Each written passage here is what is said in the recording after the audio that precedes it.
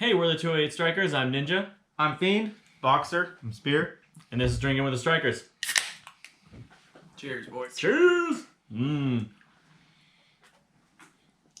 Alright, now that's out of the way. So we are a traveling airsoft team. Right? That explains us for the most part? Yeah, that's it. Videos up or good going. Right, I'm ready. Yeah, totally. Yeah. We drink a lot. Well, I mean, yeah, as much as we can. We're based out of Coeur d'Alene for the most part. Yep. As close to central as you can get, and we travel all around the Northwest and play airsoft pretty much anywhere we can. Yeah. Yes, 208 Strykers, area code. North Idaho. North Idaho. And So, what are you drinking? Yeah. well, so what am I drinking? I'm drinking Alaskan Amber out of Juneau, Alaska. Good stuff. I guess. I mean, I'm a little closer to home. I got Fremont out of Seattle, Dark Star. It's got a dragon on it. That's pretty. Well, you gotta have a bloody dragon on it. I know, right? All right. I'm drinking Bud Light, straight out of the tap. America. I'm drinking Blood of Glory, aka Code Red Mountain Dew, because I am not 21. Good choice there. Anyways, this is our first video, so I guess we just wanted to kind of explain who we are, what we're about, things like that. So how did we get started? Spear. So I started looking up airsoft places around the area because my uncle had sent me a bunch of airsoft stuff. And so I was all excited, and I looked up airsoft in my area. I couldn't find much. Eventually I found this, but once I did find this one place on Facebook. And we actually was talking for a while, and we ended up going to a game, which ended up being my first game. So we played, Airsoft got back, version. and then eventually Fiend started was getting interested in it, and he started to ask questions, and eventually, well, how'd that go, Fiend? Actually, Pretty good. Spear was going to these meetings, playing Airsoft. I was really impressed. I had no idea that Airsoft had such realistic replicas. Really just makes you cooler than you were. Yes. It's not So saying much. I was, just looking at that, and Spear was, wanting to get some gear and get into it and stuff. And I thought, well, shoot, it might be something that we can do together. So I started looking into it, and the group that he was a part of had a game just on a public land that they got together, and we showed up, and really it took off from there. It was something I was like, wow, this is something that is cool. I like the replicas. It's something that I can physically do. Something I think I can get better at and kind of hold my own. Have we gotten better? I think we're trying to crack into our third year now, right? Yeah. So I think the videos will show kind of where we were when we started and where we are now. I know other places seem to think that we're okay. Yeah. You always get separated into those. Whoa. Yeah. Don't play against the new kids.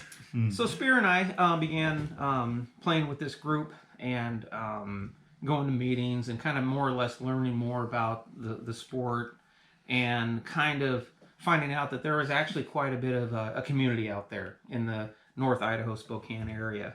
Yeah, there's 200 people that have shown up at one of our local fields before? Yeah. That's a lot of people. Yeah, and you figure that's probably only, maybe 15% of the actual airsoft community. Or as our team likes to say, target-rich environment. Yes. it was a very target-rich environment. So much. Love it. Anyway. So that's how Spear and I got introduced to the sport. Later, the time went on and things progressed, and we started picking up gear and learning of more places to play and that sort of thing. This group started building teams, and they started having games on local fields. They would rent out the field, and the first actual place we played was a local paintball field that we went to, and I think we had about 30 guys or so showed up. I think it might have been somebody's like birthday at the same time in the winter. And I remember just going, man, this is pretty cool. I mean, running around with a target, which I thought was a target-rich environment then. It was great, you know, having actual cover that's actually built and purpose built, and then also meeting more people that, you know, I was like, oh, okay, these are people I've never seen before that are coming out here, and kind of just getting to know people in that way, and then we I think that was the first time we met. Yeah, it was. Yeah, don't you have a fun angel story? Didn't you land on the ground at some point in time during this? Yeah, that was during that event. Yeah, so basically that it was in the wintertime, and I never played airsoft either. And I wanted to do paintball actually, because I've never done it before, and I was like, well, you know, do something to get out of the house. So I started looking around, and I called this field up, and they said, yeah, we got an event this weekend, and it turned out to be airsoft. I said, well, I'll give it a shot. I've never done it before. Why not? So I went out there, and I thought it was actually really cool. It was, you know, replica guns. You know, I like shooting guns anyways, and pretty much was addicted right from the get-go. And that's actually when I first met Fiend. I was walking around the field, and I don't know what happened. I fell on ice and landed straight on my back. And next thing I know, he's standing over me going, man, Not the only time I've seen him on his back. That didn't sound right. He rolls around. So he goes, hey, man, you all right? And gives me a hand, helps me up, and pretty much after that, you know, me and him became buddies. I started asking him some questions about airsoft, and he started showing me some of his guns. I got to shoot them, and kind of led me in the right direction of what guns to buy, things like that. And we really kind of started growing from there as far as me with the team. So. Yeah, and then I guess I started rolling around with some people from work. They were kind of part of this community that was playing, you know, and I went on the interwebs, bought my first gun. Buying your first airsoft gun is a terrifying experience. There is a ton of options and so many bad ones. Yeah. But I ended up lucking out and getting some okay gear, at least gun wise, and you know, I ended up playing with them in a couple, like just kind of. Pickup skirmishes. Yeah, pickup skirmishes. Like, here's some property, go shoot some BBs at people. Sweet. And man, just fell right in love with it. And that kind of culminated into all of us being at a local tournament that this local airsoft group was throwing. You were part of that local group, kind of organized that tournament, and and he was too. So there was 4 teams. And a lot of the Strykers were on some of the different teams. 3 of our members out of 8 were on mine and Boxer's team, and these 2 were on a team. Squatchy was on our team. Squatch was on their team too. And then the prize was it's 1911 Elite Force, Elite 1911 Force. tax. Yeah. They had like 6 of them. Yeah, And so every player on a team would actually get one. which was really cool. Yeah, and so the event was the Operator Smackdown. So we had, there were 4 teams. There were 5-man teams with an alternate, and that's why they had 6 pistols to give away, so that even their alternate, because there was a series of different scenarios, different types of games. Yeah, it was really good. So Fiend decided he was, gonna, I guess, provide most of his future team with airsoft guns by losing horribly to mine and Boxer's team. That's right. Well, Well, first of all, not close doesn't justify horribly. Yeah, it wasn't close.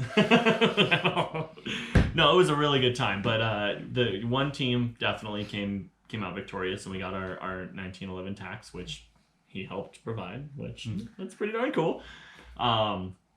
And then after that, we kind of all decided that we wanted to take a different direction playing airsoft for a lot of different reasons. But mainly, we just wanted to play airsoft on a team, go see some other fields, enjoy the people we played with all the time, that kind of thing. I mean, you kind of really hit that. I guess you guys were kind of the ones that were like, let's do this, right? And kind of picked out who you wanted to grab and play with.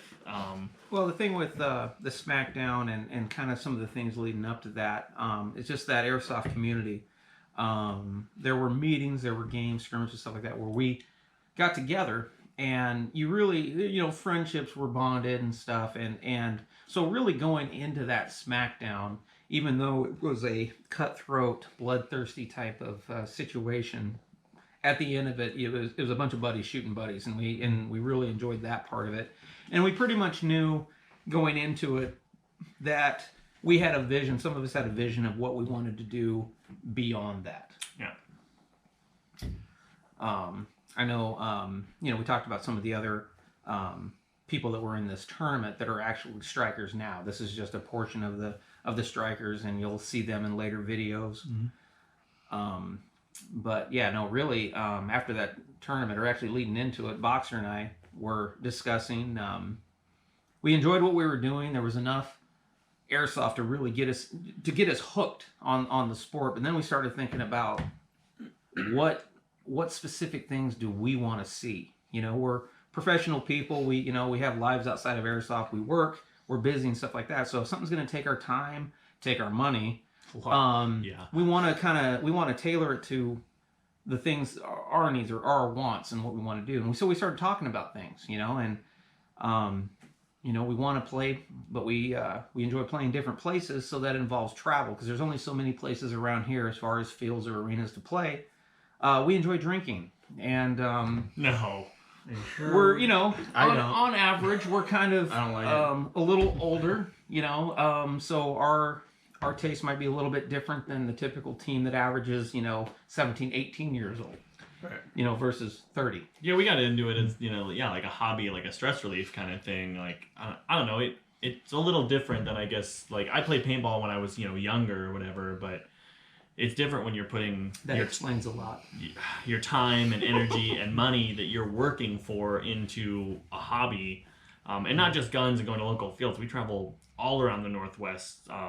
We want to go to Utah. We've been to Oregon a bunch, Western Washington, pretty much anywhere we can drive to in a relatively, I don't know, what's Oregon trip, 8 hours?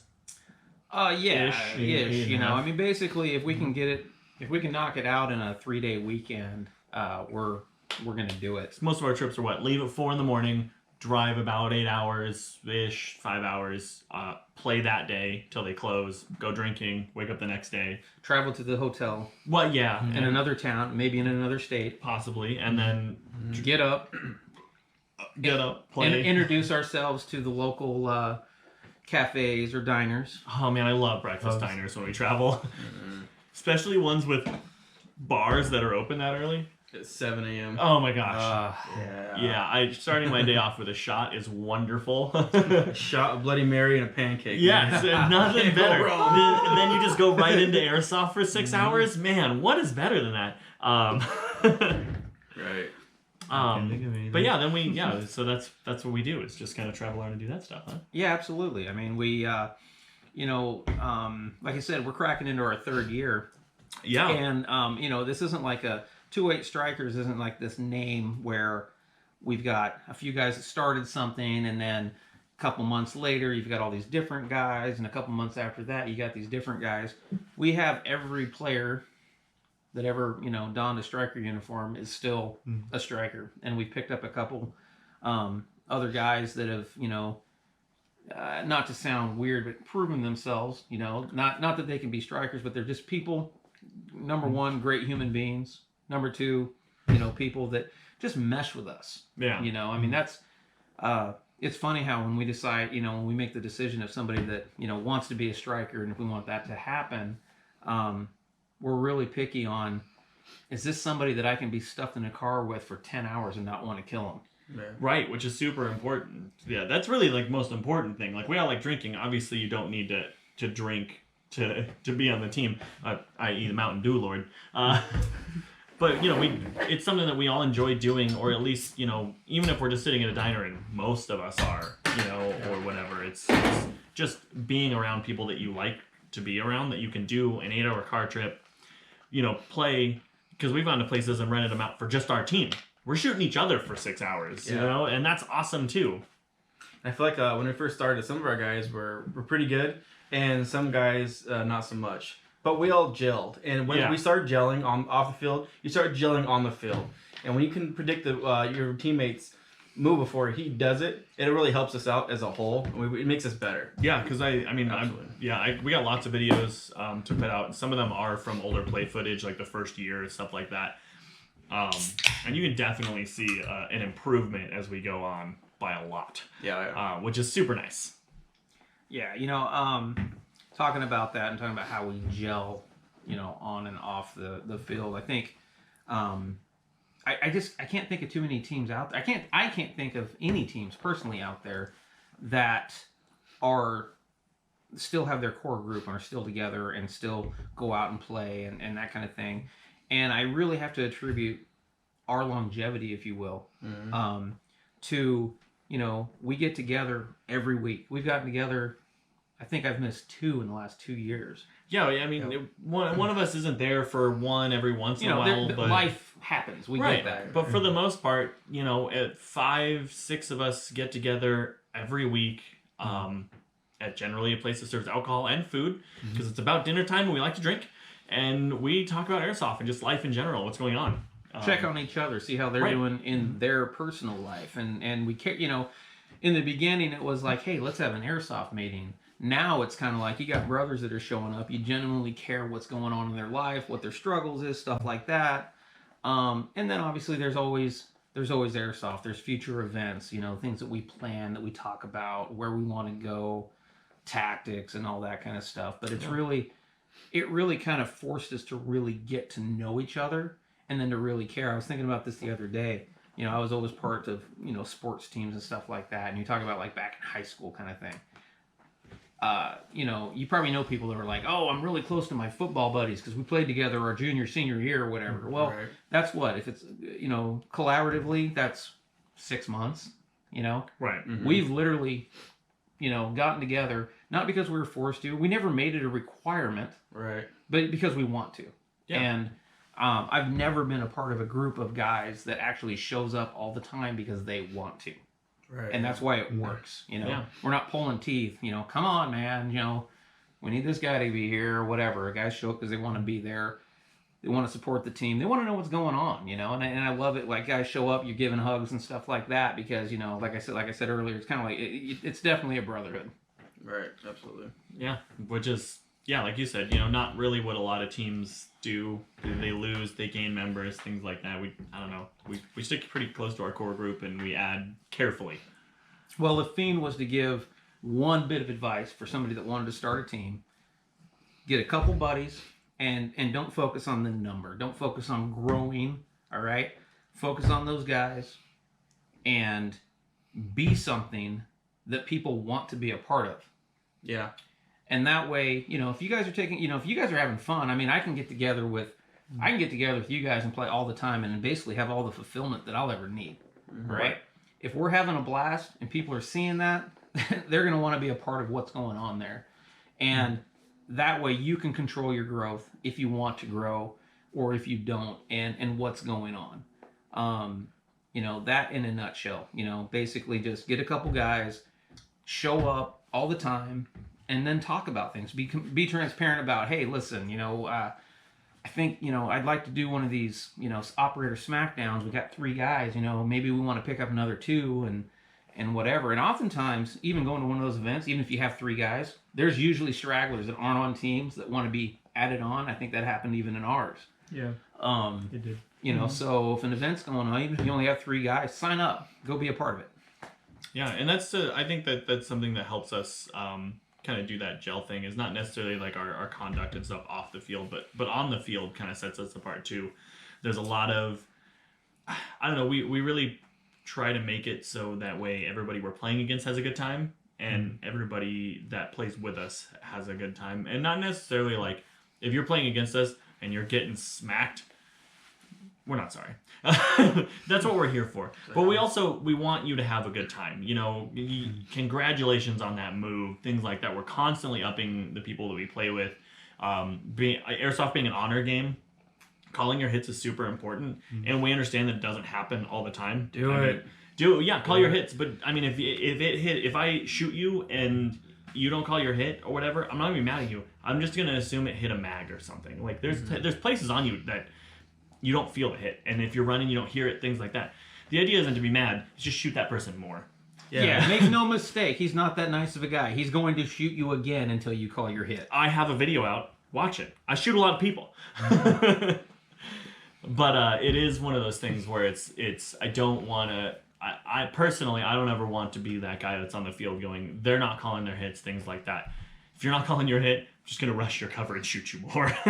Yeah, and I think that, the strikers have a policy, let's call it an unwritten rule, but every striker understands this. You'll never catch a striker going to a referee and saying, that guy's not calling his hits. Or you'll never see a striker going to a referee and saying, that guy's overshooting me. We take care of that stuff kind of in-house. Yeah. We understand it's part of the game. We go into it knowing we're going to be overshot and people aren't going to call their hits, all right? But it's not going to take away from the fun that we have out there playing. Yeah. Congratulations to the people that do call their hits, by the way. Thank you. Yeah, really. But if you see me not calling hit, let me know. Like, I'll just probably call myself out right there. Like, just shoot him again. It hit a mag. I'm good, dude. It's not worth the fun in the game to just sit there and argue with you about it. You're probably right. I can't see myself when I'm down the scope of my gun. It doesn't. Sometimes things hit and I'm like, you don't feel it. Yeah, right. It just happens. So we understand that. We hope that other players on the field understand that, and it just helps it be a funner environment. Now, we have been in those super competitive situations, and I totally get it. I mean, I have seen guys they're just scope locked on what they're doing, and they're running, they're shooting guys, whatever, and I see BBs bouncing off of them. I really don't think they know it oftentimes. I think they get they might be able to feel it. I know we've been playing long enough, we kind of know what it sounds like, but I get it. Sometimes you just get in the zone and, you're slaying guys and they're like, man, I shot you like 4 times back there. I know if you come to a striker and you bring that to his attention, chances are he's going to be like, oh, sorry, bro. And he'll call himself out. We don't want any, we don't mind the confrontation as far as, we're going to take it out on the field. We're going to play against each other, have a good time. All right. The last thing we want is anything like that. That takes away from our sport so much. Right. It does. That being said, I mean, sometimes we play indoors. Like we've seen that one time recently. Guy was wearing football pads. Okay. I understand not wanting to get hurt. Don't like getting hit. Don't play. Yeah, because if you put yourself in a position where you're not gonna feel a lot of the hits coming at you, like right. Your center mass is where you're gonna get hit most, and if you're in football pads, you're not feeling it. We're not gonna really say anything about it. We're just gonna shoot you more, but you're probably messing with some other person's experience. Right. Exactly. Just wear a hoodie or something. It's not that hard. Even a hoodie. We play in these jerseys a lot. Yes. They're thin. We come home with chicken pox marks everywhere. Right. Anyone got a good one to show? Oh, I did. We played a couple weeks ago. I had one right. I have a bruise there. You probably can't see it on the camera, but just picture later. Cue the picture. Cue the picture. Yeah, it my was forehead just finally stopped hurting. Yeah, we played a week and a half ago, and we're just now going, oh yeah, I kind of look human again. There. Anybody that plays airsoft can kind of be used to that, but I don't think you should dress to avoid that. Right. It makes you look like you have some sort of disease or whatever, but it also, the people playing against you and you probably had a better time because you weren't making it so you couldn't feel the hits coming against you. I don't enjoy the pain, and I'll be the first to admit that you got these love handles. I may have shed a tear at one point in a certain respawn when my love handles were lit up. Yeah. But at the same time, it's that pain that kind of motivates me and drives me to be better. It makes it real. Yeah. It makes it, there's a cost there. And, you're going to respawn. You're going to get back out there and do it. And you don't want to get lit up. So think about it. Right. Be better. And that's one thing I love about our team, and from the videos that, the footage that we've seen is going from when we started to where we are now. And we still have a long ways to go. We've gotten better. It's funny you're talking about that, calling hits, football pads, and all that kind of stuff. We just had an experience where there were some people. It was really competitive, and there may or may not have been some tempers that were flaring, but our team and another team got called in, and the person running the game was like, well, if people aren't going to call their hits, we're going to strip you guys down and you're going to play in t-shirts. And I that's something I'll never forget. Is all of us were kind of looking at each other like, We are in t-shirts. Yeah, we have t-shirt these versions are of thinner these. than t-shirts. Yeah. Yeah. And we all have short sleeve versions of these. Some of us Yeah. are wearing them. Yeah, we got the short sleeves, those long sleeves. And just all of us looking at each other like, okay. It's like, I mean, we could play shirts and skins if. We'll be skins, I guess. Whatever. Yeah, it's, but yeah, and that being said, we're a traveling airsoft team, so if you are also a traveling airsoft team and would like to meet us at a field, please do. Yeah. That would be awesome. If you're this team out there that is just amazing, And you hit us have up beer. because we have a tendency to really learn from getting our asses handed to us. Yeah. It helps us be better. We one of the teams we played in an outdoor game down in Oregon last summer. Class act, good guys. They were serious about playing. I mean, they had the gear, they invested in it and everything, and they showed us what it's like to be a team that has their shit together. Are we talking about the night games with the guys with night vision goggles? It Well, wasn't probably always a before night that. game. It wasn't always a night game, but That was a whole we weekend. really felt Yeah. it during the night game, yeah. That was a whole weekend event. Yeah, we got our asses handed to us. But we had fun the whole we had time. fun. And we learned a lot. It was too. great. Yeah, and the cool thing, the thing that you're going to notice about the Strykers is that Oh, also, rematch. If you're watching, rematch. you may be Yeah. the Roseburg Devil Dogs. I'm just saying. Great team. Great team. Um, Want to play again. But the thing you're going to learn about our team that might make us a little bit different is that you might knock us down. We're going to get up, dust ourselves off, and we're going to come back at you again. And then you're going to knock us down, and we're going to learn something, and we're going to come back at you again. If you're playing indoors, it usually takes 2 games, and then you realize you're playing a different team. Yeah, I love our indoor play because it's very clearly we go to like a place and we learn the map for 2 rounds and kind of get like, I don't know, beat around a little bit. And then Yeah. it's like after that, it's like, oh, okay, we win Yeah. everything from here on out. Yeah, really in our comfort zone, yeah. Winning starts now.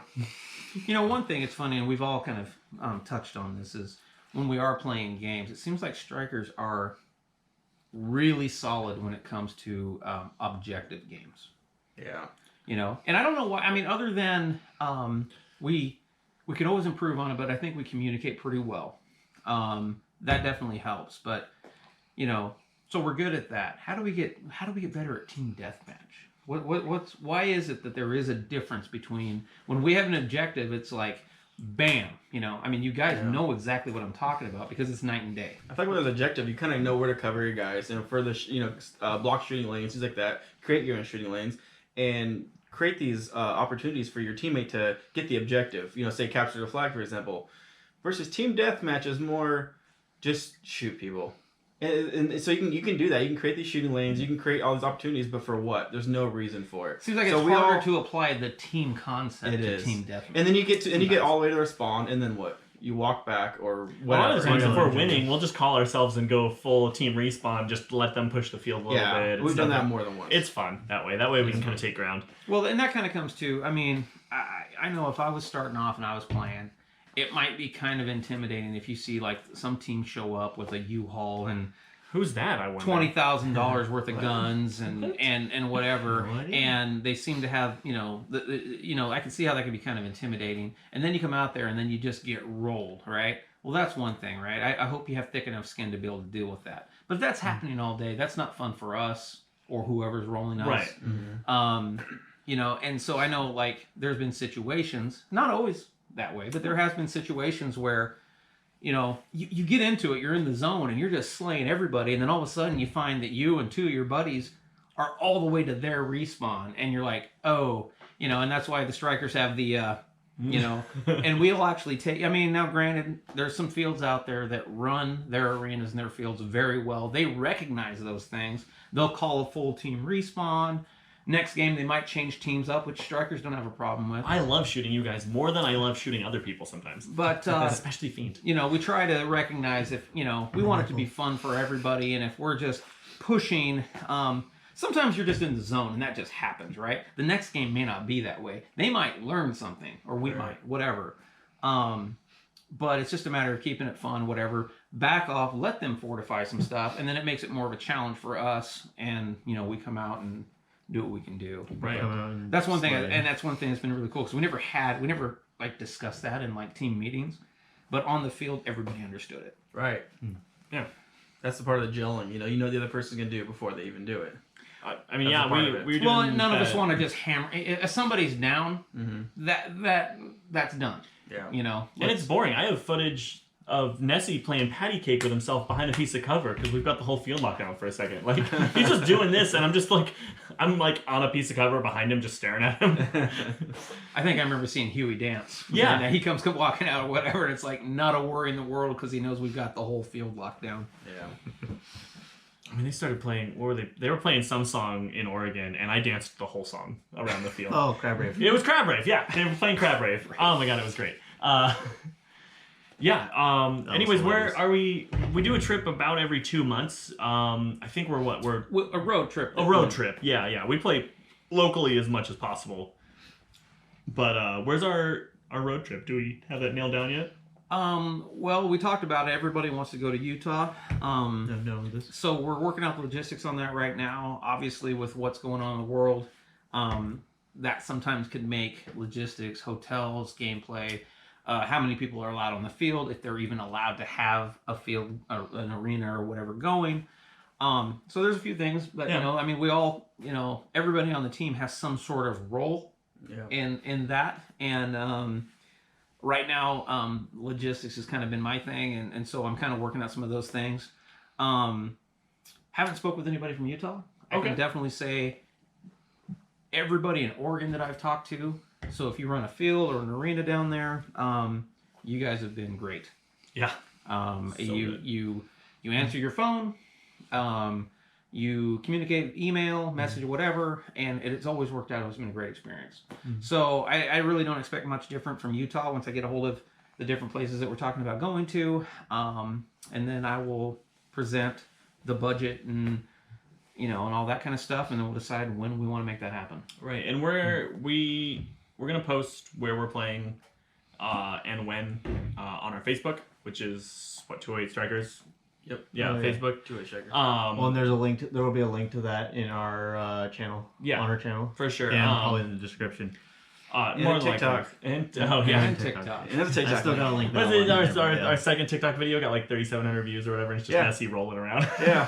Check it out. That was fun. Comment. Anyways, yeah, comment. Yeah, we want to play down there. We just have to figure it out. And if anybody wants to come out and check out our Facebook and then try to plan the same trip, one, let us know, and two, let the field know, so that way they can plan around that. Because like he said, how many people can be on the field isn't important right now, and when and where. So I would love a whole nother team to show up and battle us for 6 hours. Do it. We'd love that. That would be great. Yeah. World's kind of a crazy place right now. When we ended up renting Tacoma, which is the largest indoor arena in the Northwest. Yeah, it's like And we had 20,000 square feet. It's a cool place. We had the entire facility for us 8 people. Yeah. And I think they were actually at 10, I think was the max they could have. Yeah, they would only allow 10. Different states have different rules, given the situation. So those are things you have to work around. Some places had hotels that were shut down, so you couldn't even get a hotel. So that really makes traveling somewhat difficult. So hopefully this year, 2020, we're coming in strong. So 2021. This year, 2021, we're coming in strong. we are coming in stronger. Stronger than that. Stronger than The 2020. ball just stopped and went back up. But yeah, we'll post where we're going. As far as this channel goes, we want to do field reviews, right, and kind of more in-depth field reviews than what we've seen, or whatever. I want to do, shots of like where the cover is, kind of, and these fields can move around and stuff like that. But there are places like we play at the Swamp in Oregon a lot.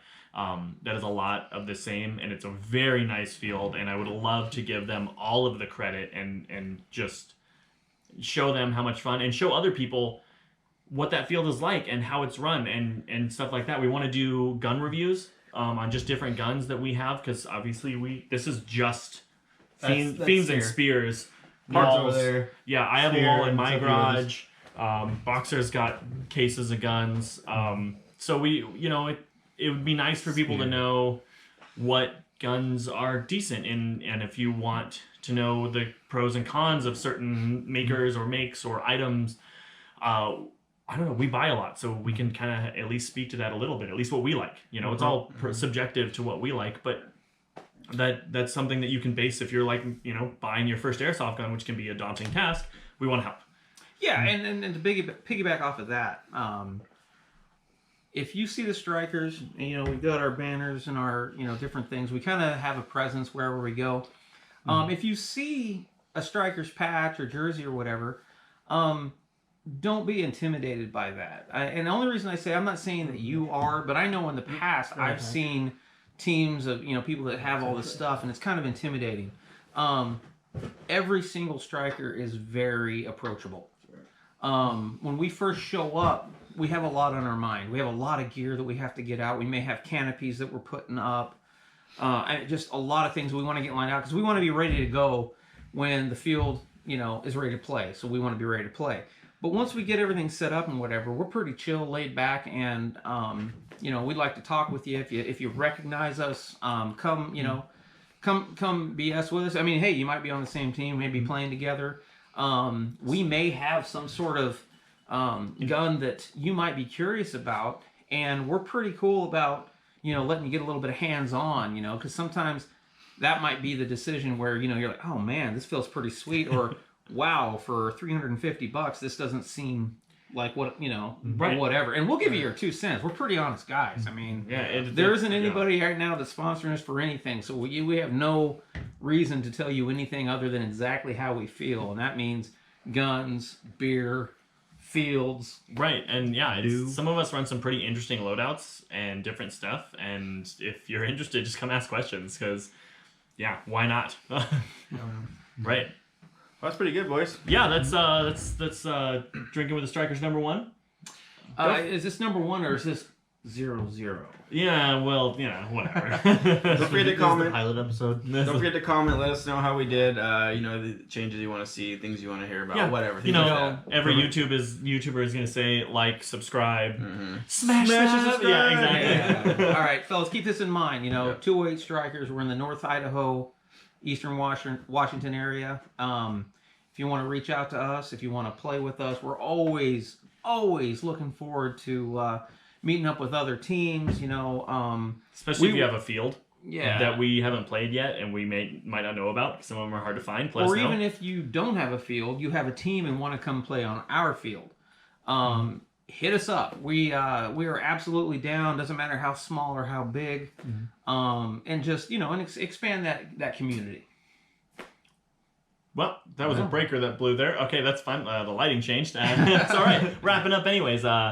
Exactly. And another thing, so you can email us through the Business Inquirers part of the channel, as long as it's like, hey, come check out this field, or, you know, but don't just hit us up with like, how are you? And, you know, it's just like, maybe I need a friend, bud. okay, Need a friend. email Ninja. you can email us Ninja through that email. All right, Airsoft community and anybody that cares, cheers and call your hits.